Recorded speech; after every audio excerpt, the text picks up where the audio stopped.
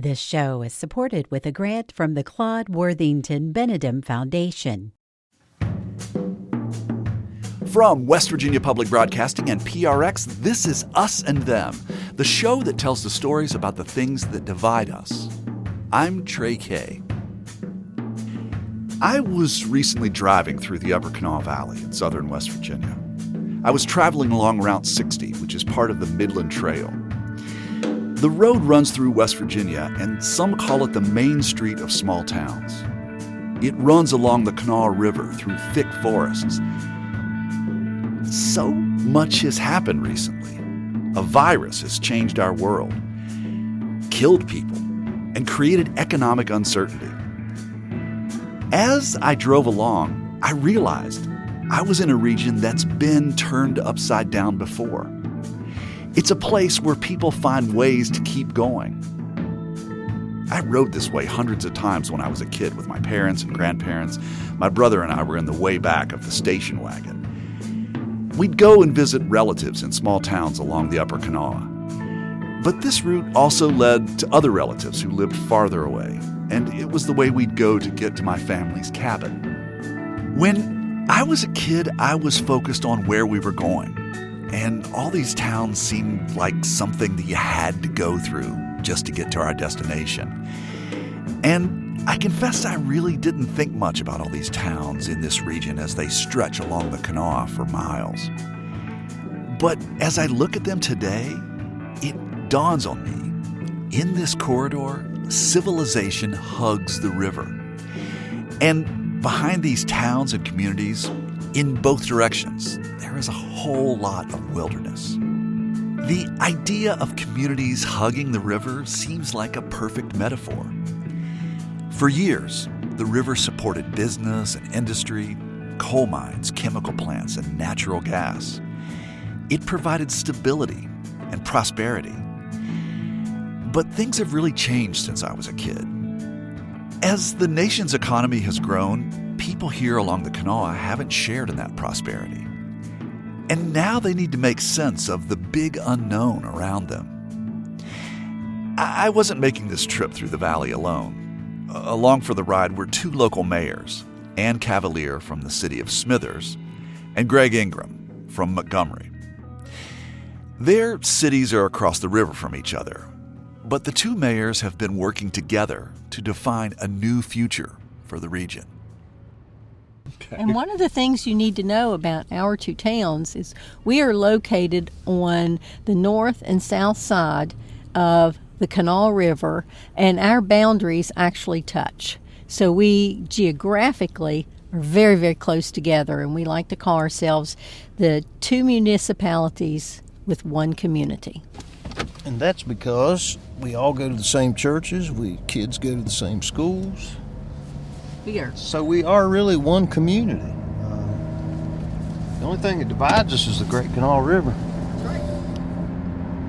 In 2.8 miles, take exit 96 on the right onto US 60 east toward Midland Trail. As we drove along the river, we passed the old DuPont plant. I thought the chemical industry had completely left the region, but Mayor Cavalier says there still are a few chemical employers. It is still the DuPont plant. I don't have the exact figures, but the number of employees there is well below what it was in its heyday in the 1950s. I think they actually changed it to Chemours, didn't they? It did. I think it's two separate plants. Okay. I think DuPont left, and it's Chemours, and there's one other chemical processor in there, and I'm not sure who it is. Oh, there on the east end. Yes. Yes. So the plant has drastically downsized. There's only a small portion of it still operational. What I would like to point out on the other side of the river is where I used to work was Walker Caterpillar, and when coal went away, they primarily went after the gas industry. And if you noticed when we came by, they have probably several hundred hydraulic excavators on their property because they went after the gas business. Well, now the gas business has fallen, and any businessman knows if that equipment's sitting on your lot, it's not out making money. So now the gas industry is taking a hit here in West Virginia. That's the latest part of the tsunami, and we are yet to see the results of that. When Mayor Ingram talks about a tsunami, he's talking about the economic devastation that hit this region. Both mayors say a number of conditions have left the Upper Kanawha Valley reeling. If you notice, economic activity stops here. There's a Walmart here. There's nothing from here on up. So as we go on up through the Kanawha Valley, we'll kind of point out and explain to you about the Appalachian power plant closure. The skeleton of that building still sits there. So also infrastructure is a big part of whether a small town makes it or not. We had the turnpike that, for political reasons, back in the 70s, 80s, turned south at Paint Creek and went to Beckley. That's why the college is now in Beckley, because the interstate went there. It was supposed to come through Montgomery, but there was more political power in Beckley than there was in Montgomery. So that's another part of the effect of a downturn in any economy or tsunami effect. But that is a coal processing plant, and the reason there's piles and piles of coal is because the price of coal is down. They have nowhere to sell it. You'll also see, as we get closer to Montgomery, the Mammoth Coal Facility also has mountains and mountains of coal. The coal is actually running over the berms. What they call berms is the walls around the coal pile. They have so much coal on top of the ground that they don't have a market to sell it for. That coal, even though they're still mining some coal, there's just no market for it. So both of us have been involved in the Leadership West Virginia program, and the year that I went through, we were in the northern part of the state, and we went 1,000 feet underground and then traveled 6 miles in coal cars, actually ended up in Pennsylvania.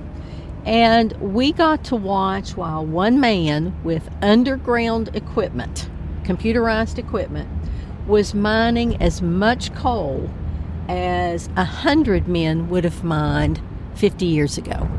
So one person replaced 50. So the mechanization in the mines cannot be underplayed as part of the downturn in jobs in coal. So you can mine more coal with fewer people, thus you have fewer jobs and less money circulating in the community. I feel like we're driving into the town of Cedar Grove, and it seems to me like you see some of the economic downturn just in the houses that we're passing.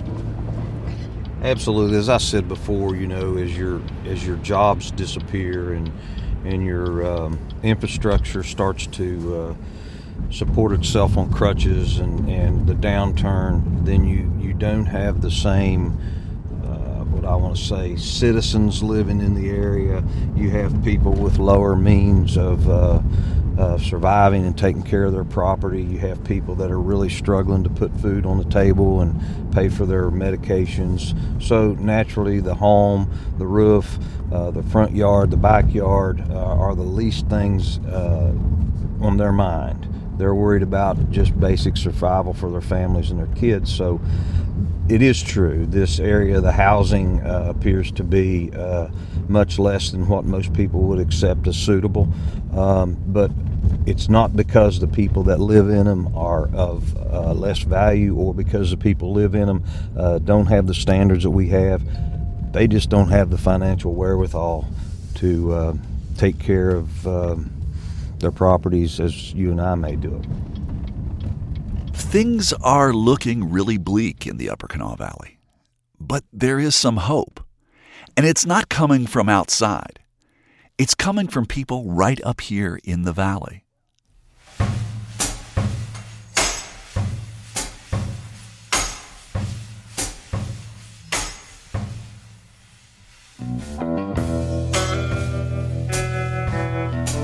On this program, we look at things that divide us, like race, religion, politics.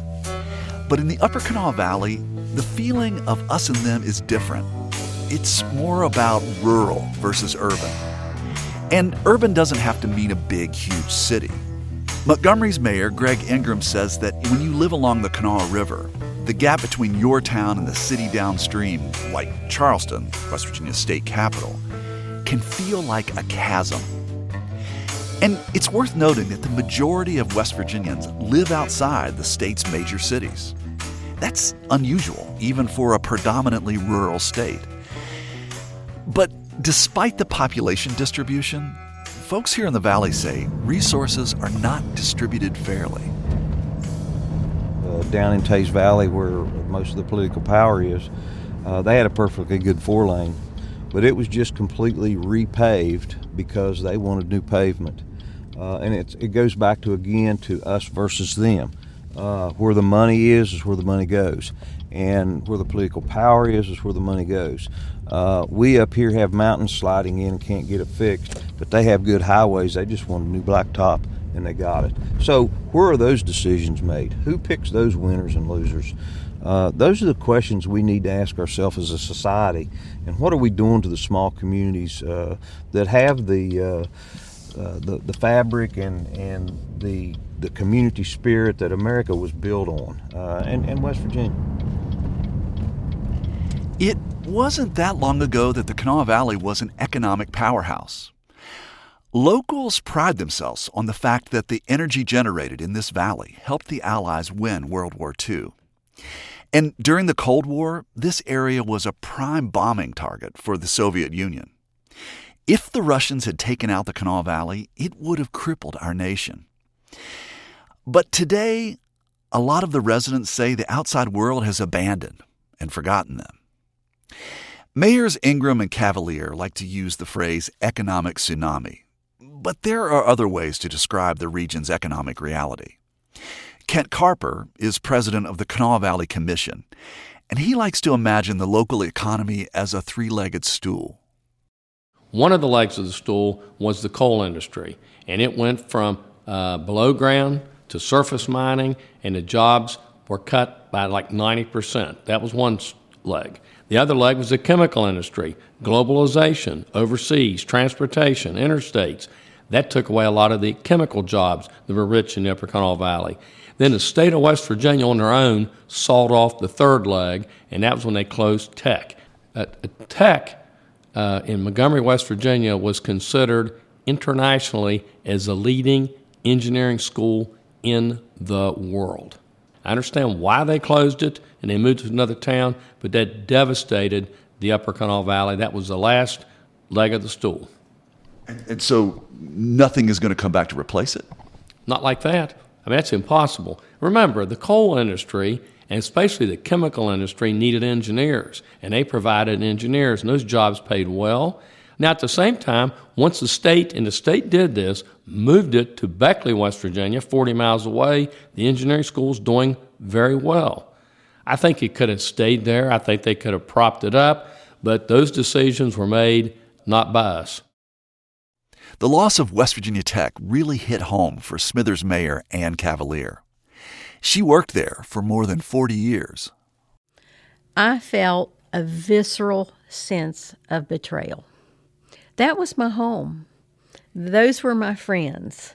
That was my passion.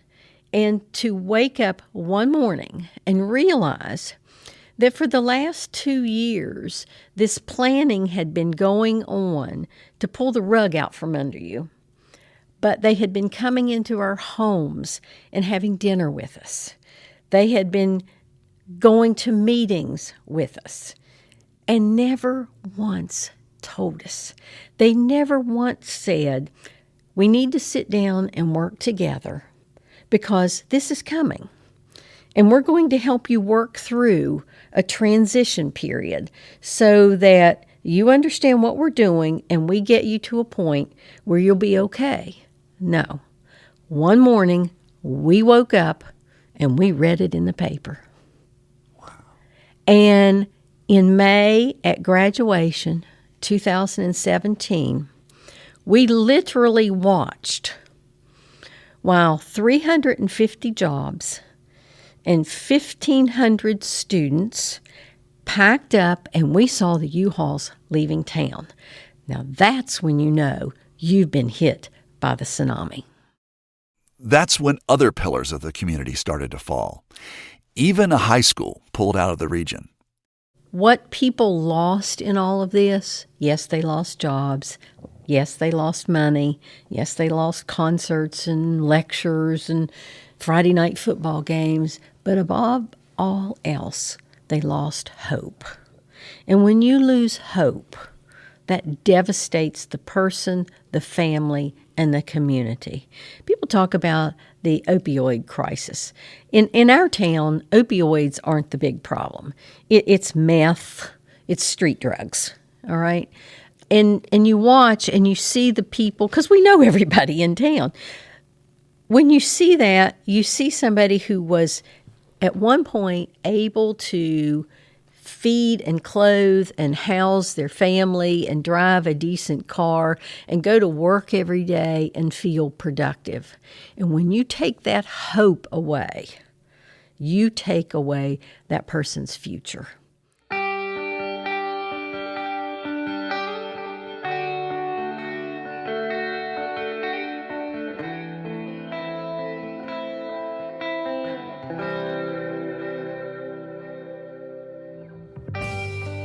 If your family has lived in this region for generations and you don't want to abandon it, what do?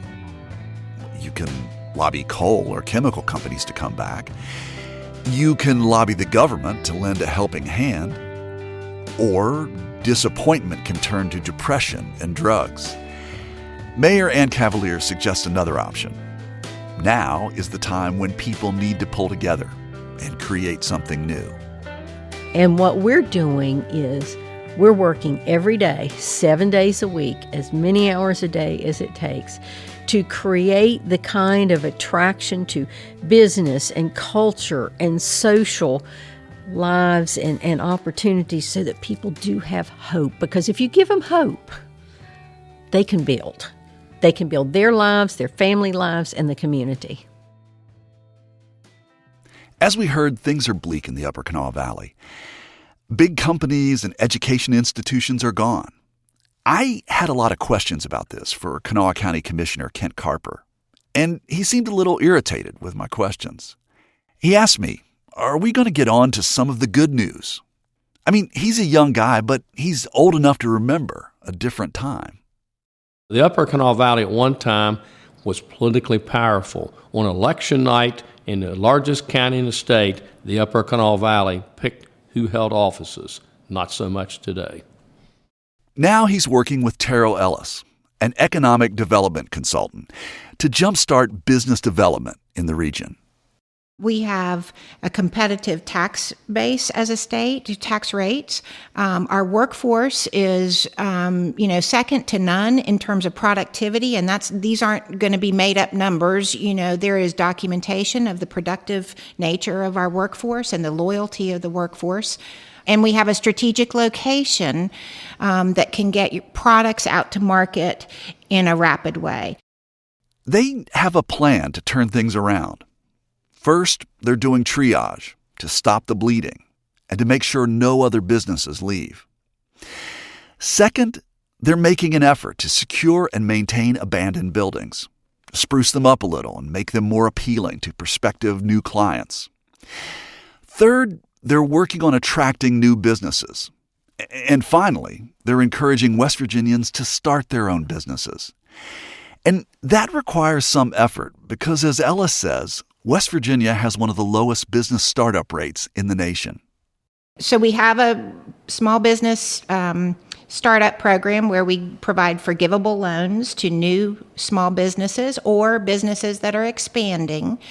And the commission started that. And then we went out and layered on top of that, we got resources to get a business coach to work with those businesses to help them grow their business, work through all the issues that, when you're trying to start up a business, you don't know what you don't know. So the business coach is there to help. And then we layered on top of that additional funding for technical support for the business.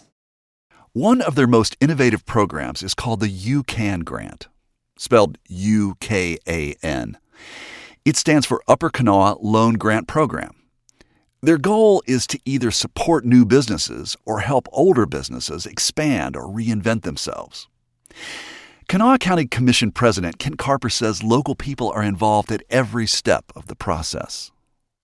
We have an independent committee with business people, very well-known business people, community people who live there. What a novel idea, pick people who actually live there. and they make applications. We notify the applications. It's publicly done.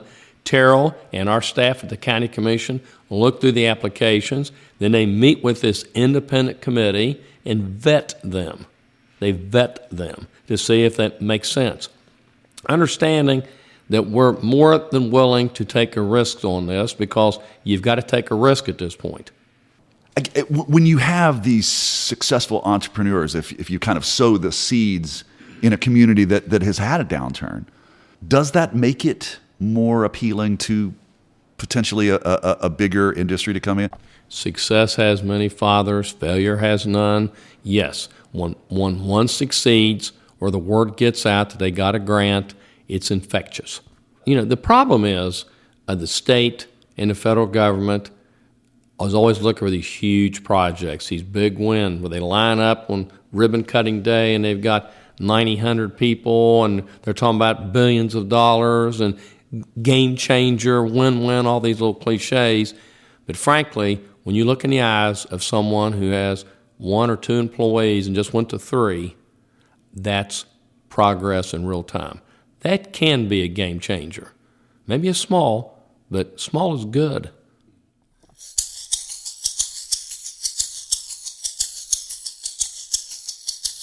Ingenuity and entrepreneurship run deep in these parts, even though the business startup rate is low.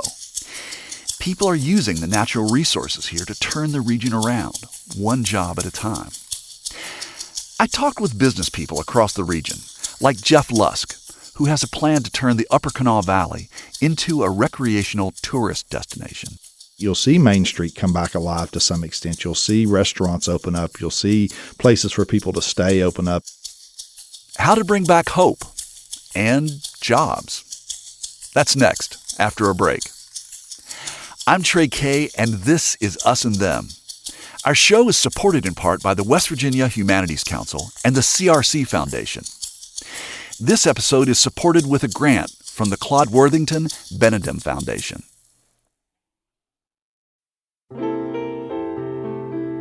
Music lifts us up and brings us together, even when we can't get together in person. Mountain Stage brings you live performances on the air, online, and in our podcast. They remind you how it feels to be in a live audience listening to live music. This is Larry Gross, host of Mountain Stage. Find a link to our stations and our podcast online at mountainstage.org.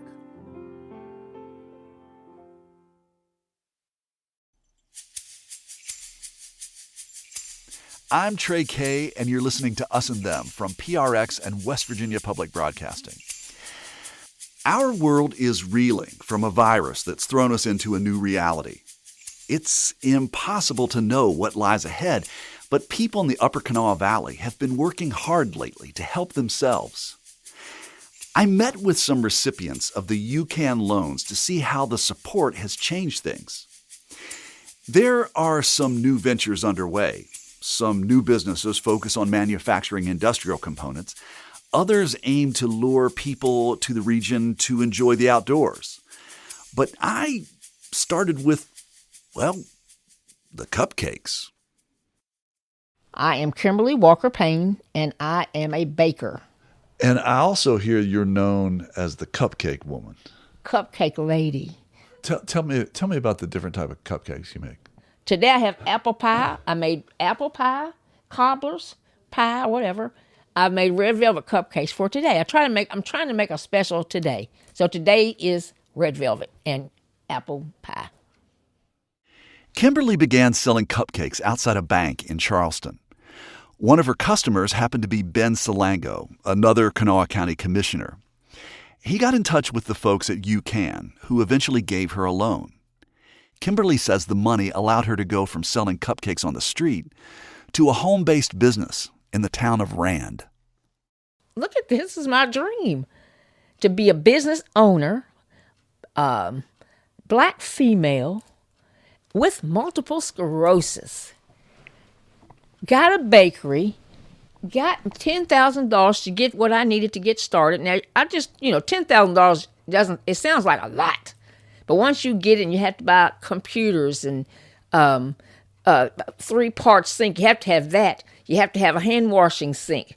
You don't have to have another refrigerator, even though I need a bigger one, but I couldn't get that. But I just did used what I have. Because I have to pay the money back. If I don't keep this open for 2 years, I have to do it. And if I don't, I have to pay the $10,000 back. A cupcake venture may seem like a small contribution to a local economy compared to someone with a manufacturing facility and employees. But part of what makes Kimberly's business so appealing is that she's bringing a sense of fun to a town that's been hit by hard times. And if you go through Rand, you'll see all the empty houses. Now, the people, I guess what they call it when they go live in your house and you don't pay rent. Squatter, get down. Whole bunch of those. If they're not in somebody else's house, they're on the riverside. But now it's too cold for that. So they've come off of the river and they've found empty homes to live in. So now meth was here. Then they start talking about heroin and crack had been gone. Now crack has got memory. Meth took over and then heroin came and then that took over the crack. And some people still do meth, but they do more heroin. And then they call that H. I've learned a lot of street. So that is how this area changed for you. Yes, it changed dramatically. Everybody's doing these drugs, so but then we're the poor people basically. That's what they call us, and they've made us poor because you've taken stuff away from us. You gave the people drugs, so now they're stealing from the convenience stores. Because they can't get a job, they can't pass a drug test. I know all about drugs. Never been on crack, thank you, Jesus. But I've been around folks on crack. And it did two things, killed my brother, and I lost my husband, my son's father. And so it's done a lot to me personally. So I want to change it personally. The UCAN loan has gone to other small business owners who focus on generating jobs in the region. Hello. Jay Gould. I'm Trey K. Good to meet you, Trey. Nice to meet you. How you doing? I'm good. Jay Gould runs Mining Motors in Montgomery. His operation builds motors, repairs motors, and redesigns motors. For a while, they only needed to rely on one big client, the coal industry. When coal was booming in the 1990s, Jay employed 60 people. In the neighborhood of 2015, the first 3-4 years, we were constantly busy, absolutely covered up with work. By 2016, it was basically gone. So like a real steep drop-off. It disappeared. By 2016, it was basically gone. Just tell me how that felt. Oh, it felt horrible after doing this work for near 50 years. What are you laying people off? I mean, what? Oh, yes. We were down to two of us. There was two of us working in here at the end of 2016. Well, I've seen anything related to coal just disappearing. It's the only way to say it. It was just disappearing. Number one was the environmental issues with coal.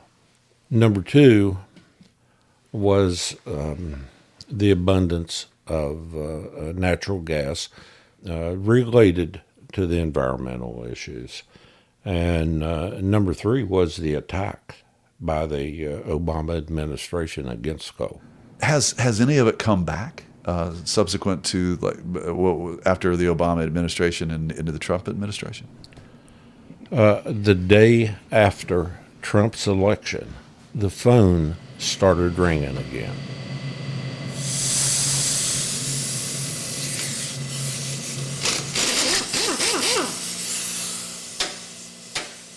Business has picked up, but Jay couldn't hire everyone back. Some of the folks had moved on. So he needs to train new employees in a very specialized skill. That's where he relies on the UCAN grant. The money also helps him develop new technologies to keep costs competitive. Jay's son Andrew shows me a new kind of motor they're working on. See this right here? This is a 235 horsepower cutter head motor right here. But for those of us who are on the outside, you were not manufacturing those. You were not making those. Not here at this location. but we have in the past in other places. The problem is it's very expensive. This machine right here that we bought at auction, right back here, that is probably about a $35,000, $40,000 piece of equipment. So it's pretty expensive to do it. There are companies that all they do is sell these coils right here, the form coils. And in the past, we've had to buy all of them. But we were able to purchase the machine so that we can make them here and keep our costs down lower. Until you basically got that technology where you could actually make that on your own, that was a barrier and a cost of doing business. Absolutely. What was the? Can you walk me through that? What was it like? You're sitting down, you're looking at numbers, crunching numbers. Like how can we get that cost down? Yes. How do you stay in business? Part of what we do is we compete. We compete with motors from all over the world, standard motors. Also, on some of these explosion-proof motors, we compete with a manufacturer that's in South Africa. So they're shipping the things that you work on here, that you make and build here, to not just here in West Virginia, but all over the world as far away as South Africa. Yes. The process is the same, and what we have been doing, everything's the same on our end. It's different customers. It's before where it was, say, 95% only for coal companies. Now we've picked up several new customers within the last year that have nothing to do with the coal.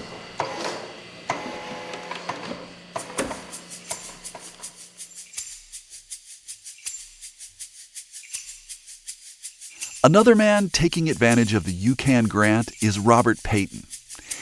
He's invented a trailer hitch for ATVs to haul anything you need. Robert says creating jobs was on his mind when he was working on his designs. I've just looked around and see so many friends and so many people that I know that were struggling.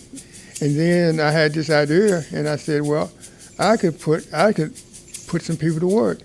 Even if it's just working 1 or 2, 3 days a week, it's better than not working, because right now jobs up in this, good paying jobs up in this area are far and in between. Robert has developed a prototype with John Beaver. John's company also tied its fortunes to the mining industry. Well, we went from 16 employees down to 3 really fast. How fast? In a matter of 6 months. And really thought that we were going under. Now John is retooling his business towards more creative products like metal ornamentation.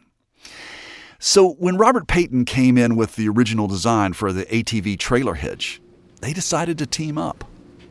I've always been creative, but it takes somebody like Robert to walk in with a product and go, somebody told me about you, can you make this?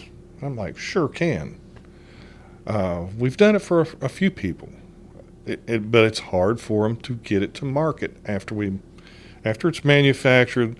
There needs to be one more step of help from the state, because if we can just get it to the next level where all your Walmarts or whomever want to buy this product, which is what no one was taught. You're taught how to make it. You're taught how to design it. You're taught everything except taking it from finished product, get me into the door with somebody to sell this. And I wish the state would go to that next level. I took John Beaver's concern about marketing support to Kanawha County Commissioner Kent Carper. Carper says the UCAN project does provide some marketing tools for grant recipients, but he says it may need to be clearer about how to access that help. Cupcakes, motors, trailer hitches. The business grant recipients of the Upper Kanawha Valley have a wide range of entrepreneurial ventures in the works. Some could even create new jobs. But of all the projects I discussed with County Commissioner Kent Carper and Terrell Ellis, the regional economic consultant, one stood out.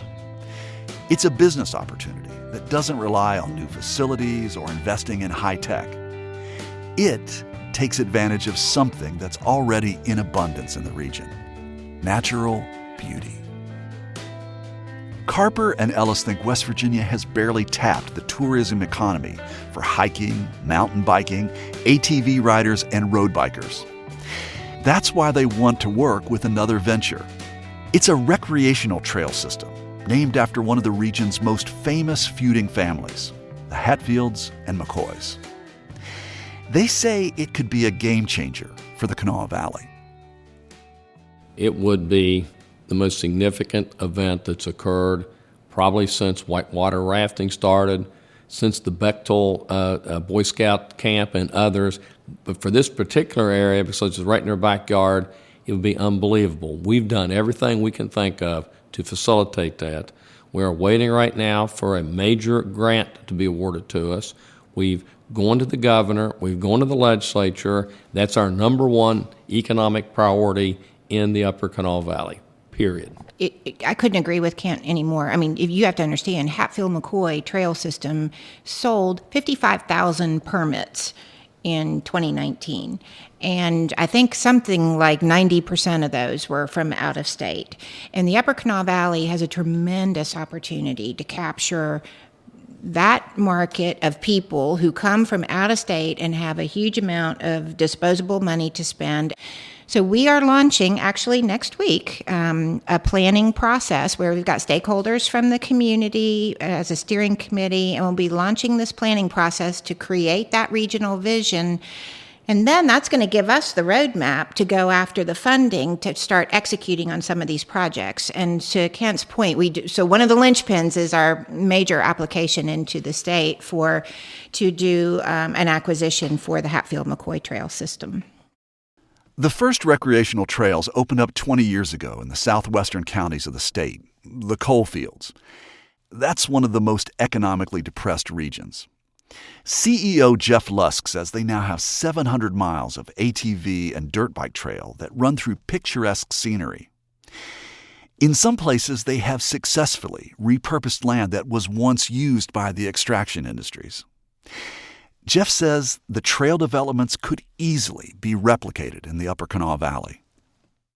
You know, when I drive through the Upper Kanawha Valley, you know, it reminds me a lot of the cities and towns we have in southern West Virginia. You know, it's similar industries. It's faced a similar outward migration. The small towns along the way really don't look much different than the small towns in southern West Virginia. And we believe, you know, through putting tourism, through developing a tourism economy, we can help them the same way we've helped, say, a town of Gilbert. So there's no reason that a Smithers or a Montgomery or a Cedar Grove couldn't enjoy the same benefits as a town of Gilbert, where we'll bring in a trail system. They'll develop lodging. You'll see Main Street come back alive to some extent. You'll see restaurants open up. You'll see places for people to stay open up and ATV rental companies.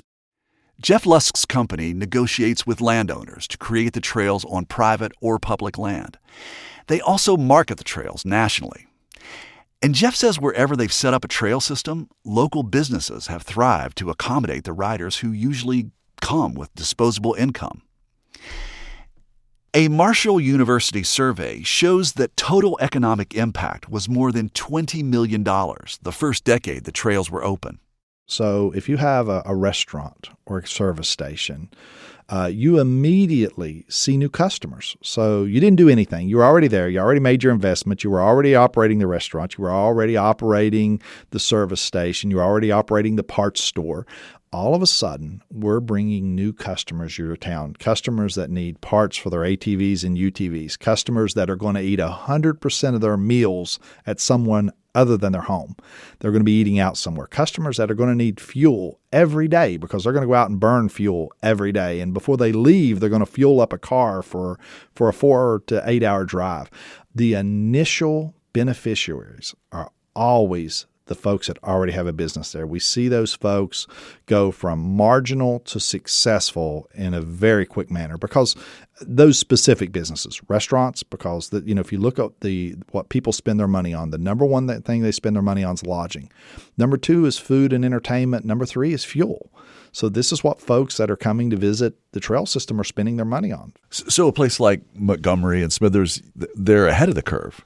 They have some of that infrastructure, and those businesses will enjoy a nice little non-competitive bump because they're going to get customers because they're the only place there to go. Now, what will happen is other businesses will follow them into those communities. Every community we've connected to the trail system has saw new restaurants open in those communities. There are new customers there.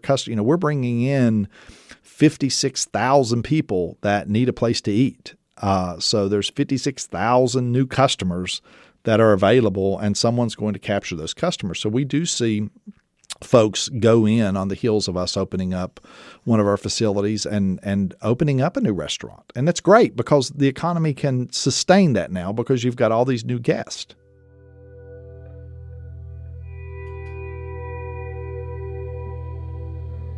One thing that struck me when I was talking with people for this story, this isn't an economic experience cooked up in a business school. These people aren't on a do-gooder crusade that they can leave behind when they go home at the end of the day. Home is the Upper Kanawha Valley. And the survival of this region is personal to people like Kent Carper. They're our neighbors. They go to the same, many times the same grocery store that we go to, but there is a big difference between the Upper Kanawha Valley, and correctly, they feel that they've not gotten the support that they deserve. Their argument's pretty good. They mine the coal that saved us in World War II. Absolutely the truth. They mine the coal that made the steel to build the bridges and infrastructure of the world, not to mention the United States of America. And then, when we had this downturn with coal, people turned their backs on them. What's at stake if we're unable to turn around the Upper Kanawha Valley? Grandparents, grandchildren, children. That's what's at stake. Families. That's my answer.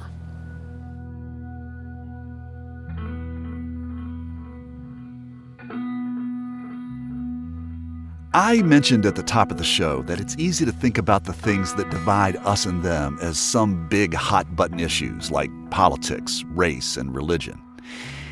In those cases, the nature of the conflict makes the other side obvious. When it comes to the divide between city and country, it's easy for people in more affluent urban areas to forget that the other half is struggling. And West Virginia is one of the most rural states in the U.S. More than half of the people live outside the state's big cities.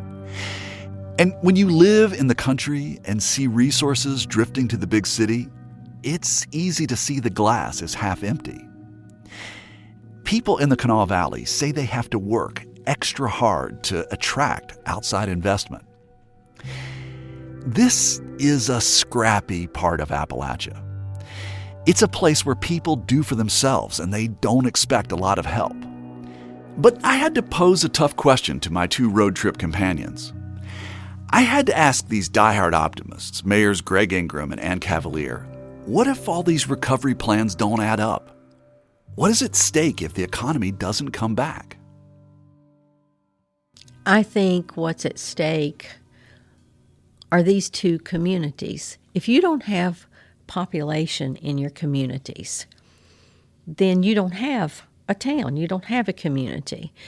You go bankrupt because there aren't enough people there to support and want an organized government-run community. And if everybody has to leave for jobs, if everybody that's left is over retirement age, you don't have a community left. Everything's at stake here. It's not going to happen. I like his attitude. Not going to happen. It's just not going to happen. Not under my watch. But I haven't even thought about if it didn't work because that's not my mindset. It's going to work. Your question caught me off guard because I've never entered into my mind failure. Failure is not in my vocabulary. Failure is not an alternative. It's not an alternative. So your question really caught me off guard. And my answer is it's not going to happen. Mayor Ingram describes himself as a street fighter, and I got a sense of what that was like in real time. The two mayors had been working hard to bring a second campus for the Mountaineer Challenge Academy to Montgomery. They wanted the National Guard program to use the empty campus space at West Virginia Tech. The Academy helps rehabilitate 16 to 18-year-olds with academic or disciplinary problems. This was going to be a big win for the community. New jobs, new uses for old buildings, and solid values for young people who may have lost their sense of direction in life. So the governor had announced in his State of the State address that he was proposing in his budget full funding, state-level funding for the Mountaineer Challenge Academy. And we knew that the feds had already allocated $3.3 million. So it was going to be fully funded. When the legislature came into town, the Senate, in fact, appropriated in their budget, their form of the budget, the $3.3 million. However, the House pulled their funding out. That's right. The House bill diverted the money to a very different kind of venture: greyhound racing and gambling. For the two mayors, it was a gut punch. So, what did they do? We start writing letters and we start making phone calls. And, I think that when we fund greyhound racing over our kids, what are you doing? Take a 2,000-foot view of what you're doing. Instead of getting in front of problems, you keep patching them on the back end. When you come to greyhound racing, I'm not a greyhound person. I don't race greyhounds and I don't gamble. But you're spending my tax dollars to support a sport that cannot support itself. If I want to gamble, I'll go spend my own money. And I think that's what the gambling industry needs to do. If you want to support your own industry, then you need to advertise for more gamblers, not take my money or money away from the kids of West Virginia to support that particular sport. And here we had a program that was going to give 100 young people each session, 2 sessions a year, 200 kids a year in southern West Virginia were going to get a chance to turn their lives around. They were going to leave that environment that was influencing the bad behavior and the bad circumstances. They were going to come to a college environment, to a structured environment. They were going to learn skills. This was an answer for them, and it was an answer for their families. And as Mayor Ingram said, then the legislature, the House, not the full legislature, the House decided there were other higher priorities. And we simply could not sit back and watch that. We went to work.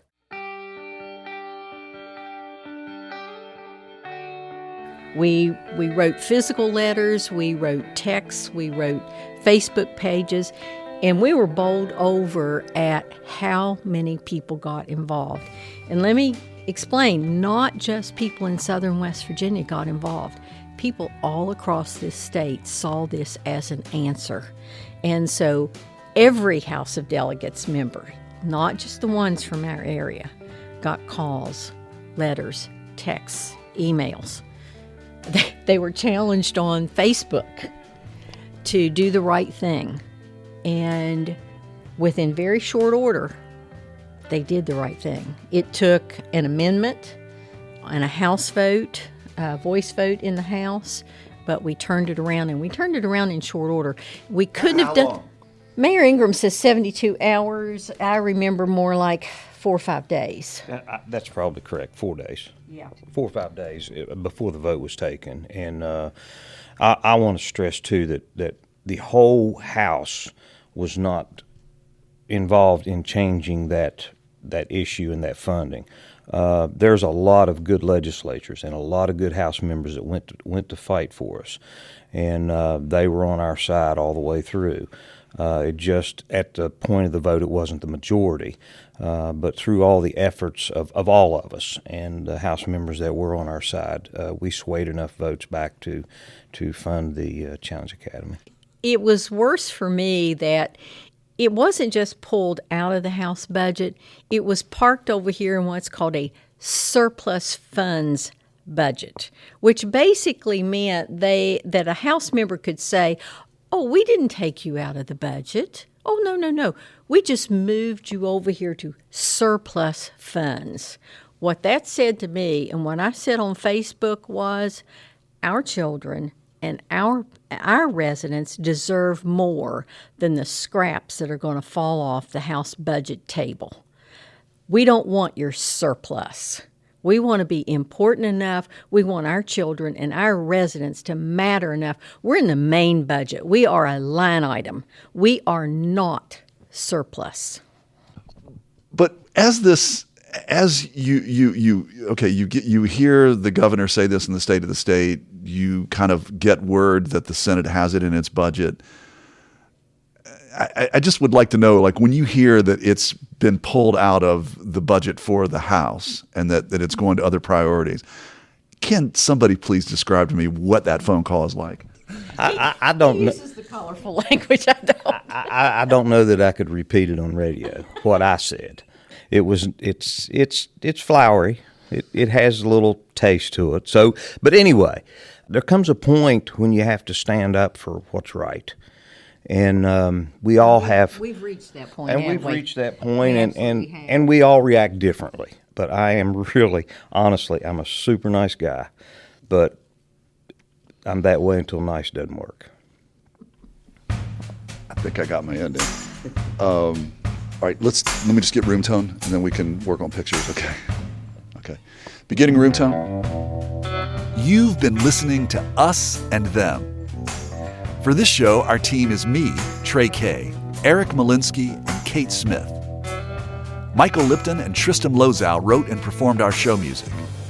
The wonderful people at PRX and West Virginia Public Broadcasting make Us and Them possible.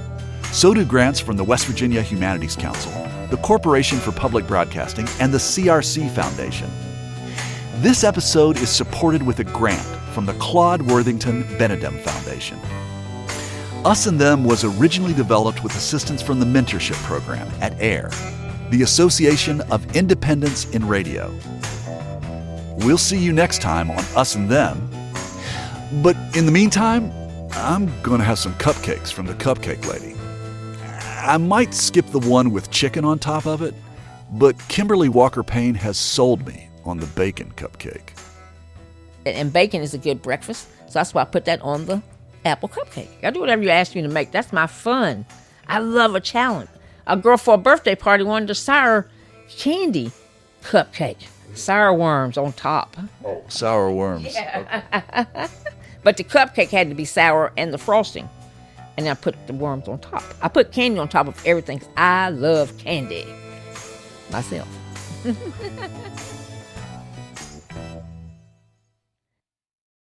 Support for this podcast comes from the Corporation for Public Broadcasting.